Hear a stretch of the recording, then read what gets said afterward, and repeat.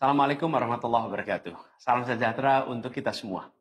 Saudara-saudara sekalian, hari ini KPU telah mengeluarkan pengumuman resmi yang hasilnya dalam versi KPU telah kita dengar bersama.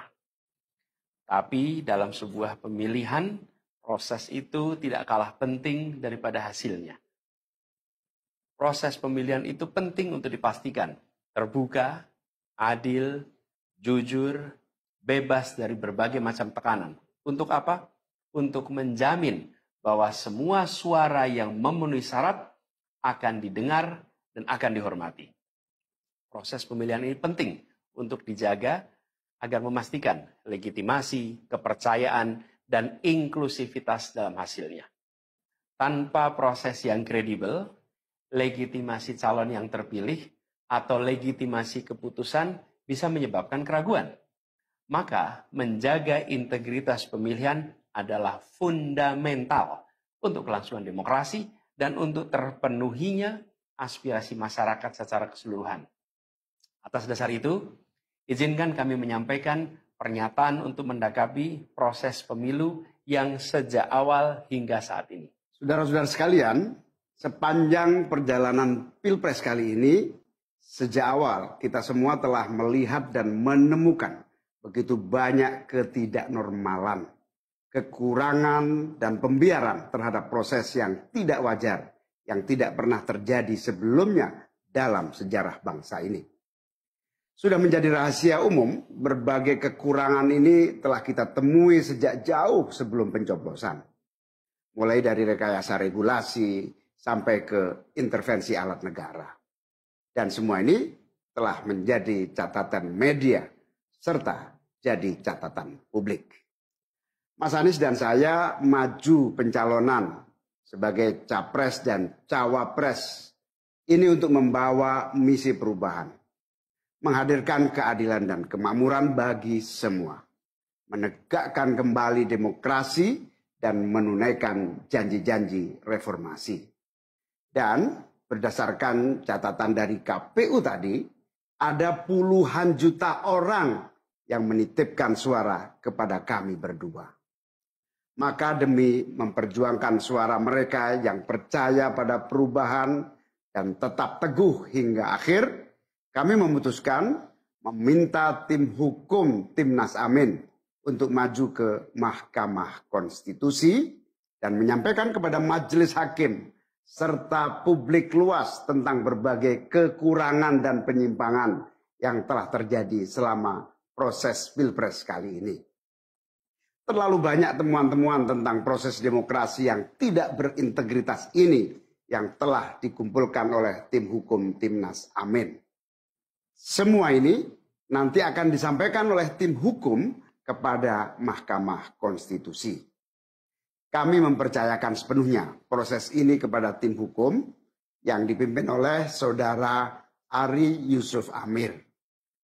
Dan tentu dikawal dan didukung sepenuhnya oleh tim Amin di bawah kepemimpinan Kapten Muhammad Saugi. Kami menyerukan kepada seluruh relawan dan pendukung, mari kita dukung sepenuhnya tim hukum berjuang di jalan konstitusional yang telah tersedia secara sah. Dan kita semua akan terus menjaga etika demokrasi, menjaga suasana kedamaian dan persatuan. Saudara-saudara sekalian, kepemimpinan yang lahir dari proses yang ternodai dengan penyimpangan, dengan kecurangan, akan menghasilkan rejim yang outputnya nanti, keluarannya nanti adalah kebijakan-kebijakan yang penuh dengan ketidakadilan. Dan ini yang tidak ingin kita temui di Indonesia. Kita tidak ingin ini terjadi. Dalam prinsip negara demokrasi modern, ketika melihat ketidaknormalan, ketika melihat penyimpangan demokrasi, maka langkah yang dilakukan bukanlah marah-marah lalu melakukan agitasi kepada publik.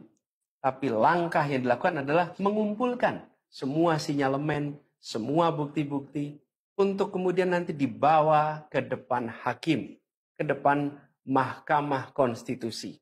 Ini ciri pribadi, ciri organisasi, dan ciri negara yang modern, yang matang, yang beradab. Karena itu sejak awal kami katakan, kami tidak akan gegabah Walaupun kami merasakan sejak masa kampanye sampai pemilihan terlalu banyak ketidaknormalan, penyimpangan yang kami alami. Tapi kami memilih untuk mengumpulkan itu semua secara hati-hati, melakukan validasi, memastikan akurat. Kenapa? Karena kita ingin negeri ini, negara tercinta kita ini terus maju makin matang dalam berdemokrasi, makin matang dalam bernegara. Dan ini kita kerjakan dengan keseriusan. Kita tidak ingin proses demokrasi yang terjadi membuat kita mundur mendekati masa prareformasi. Karena itulah kita menjaga semua proses ini secara baik, secara tertib. Walaupun itu semua kita lakukan, akan ada saja yang berusaha merendahkan usaha konstitusional ini. Ada saja yang nanti akan mendegradasi usaha konstitusional ini. Seakan ini adalah sikap penyangkalan dan tidak mau menerima kekalahan. Izinkan kami tegaskan di sini. Kami tidak ingin membiarkan penyimpangan atas demokrasi itu berlalu tak ditantang. Kami tidak ingin penyimpangan itu berlalu tanpa catatan. Kami tidak ingin ini menjadi presiden yang buruk bagi generasi-generasi yang akan datang. Biarlah cukup berhenti sampai di sini. Jangan ada pembiaran. Bila penyimpangan, pelanggaran dibiarkan, dia menjadi kebiasaan. Bila kebiasaan dibiarkan, dia menjadi budaya. Kita tidak ingin budaya demokrasi kita penuh dengan ketidaknormalan. Kita ingin mengembalikan demokrasi kita menjadi demokrasi yang penuh dengan kewarasan. Demokrasi yang mengedepankan adab. Ini yang harus kita kerjakan. Karena itulah kenapa kita memilih jalur ini. Karena kita ingin agar pengalaman ini nantinya tidak menular. Tidak menular kemana? Ke pemilihan-pemilihan berikutnya. Baik pilpres, nanti akan ada ratusan pilkada, akan ada pileg tingkat 1, tingkat 2, yang tidak boleh mengalami yang pernah kita saksikan sama-sama. Walaupun kami sadar, kita ini dalam situasi yang tidak normal. Banyak yang menyampaikan kepada kami bahwa kemungkinan untuk bisa mendapatkan keadilan itu kemungkinannya amat kecil. Berbagai pihak mengatakan ini lembaga-lembaga negara yang terkait penyelenggaraan pemilu, terkait penyelenggaraan sengketa, telah terkooptasi oleh oknum-oknum yang sudah terbukti melanggar etik. Bahkan ada yang ketuanya sudah melanggar kode etik berkali-kali, sudah diberikan sanksi berkali-kali, tapi tetap saja dibiarkan menjalankan perannya. Padahal perannya memiliki dampak pada kehidupan seluruh bangsa Indonesia dan perjalanan ke depan negara kita. Meskipun kita dengar itu semua, meskipun kita saksikan ketidaknormalan itu, tapi kami tetap memilih berada pada jalan dan jalur konstitusi. Kami berharap pertolongan Allah Subhanahu wa taala, pertolongan Tuhan yang Maha Kuasa.